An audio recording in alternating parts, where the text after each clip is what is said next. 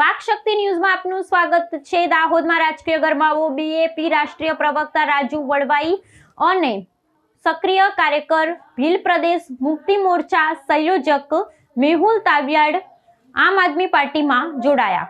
અમદાવાદ ખાતે યોજાયેલા એક કાર્યક્રમ દરમિયાન બીએપી ભારતીય આદિવાસી પાર્ટી સાથે સંકળાયેલા આગેવાનો રાજુ વળવાઈ અને મેહુલ તાવિયાડે આમ આદમી પાર્ટીમાં જોડાવાની જાહેરાત કરી હતી।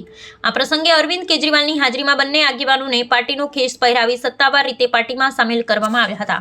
રાજુ વળવાઈ અને મેહુલ તાવિયાડ દાહોદ જિલ્લાના આદિવાસી વિસ્તારમાં સક્રિય રાજકીય આગેવાનો તરીકે ઓળખાય છે। તેમના પક્ષ પરિવર્તનને લઈ દાહોદ જિલ્લામાં રાજકીય વર્તુળોમાં વિવિધ ચર્ચાઓ શરૂ થઈ છે અને સ્થાનિક સ્તરે આ ઘટનાને મહત્વપૂર્ણ રાજકીય વિકાસ તરીકે જોવામાં આવી રહી છે।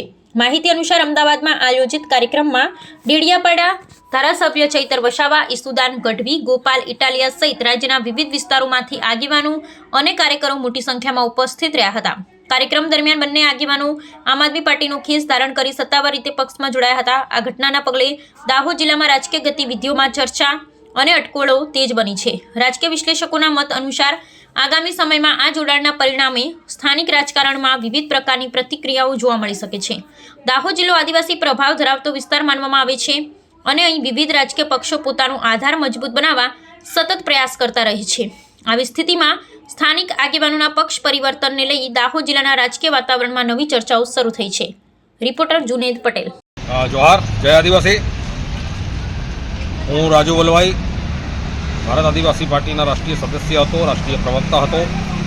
મેં આજે ભારત આદિવાસી પાર્ટીમાંથી રાજીનામું આપી અને આમ આદમી પાર્ટી જોઈન કરી છે। ગુજરાતમાં આવનાર તાલુકા જિલ્લા પંચાયતની ચૂંટણી, વિધાનસભાની ચૂંટણી અને લોકસભાની ચૂંટણી દરમિયાન 30 વર્ષથી ગુજરાતમાં શાસન કરતી ભાજપ સરકારને ઉખેડવાના સંકલ્પ સાથે હું અને મારા કાર્યકર્તા આજે આમ આદમી પાર્ટીમાં જોડાયા છીએ। જોહાર, ધન્યવાદ।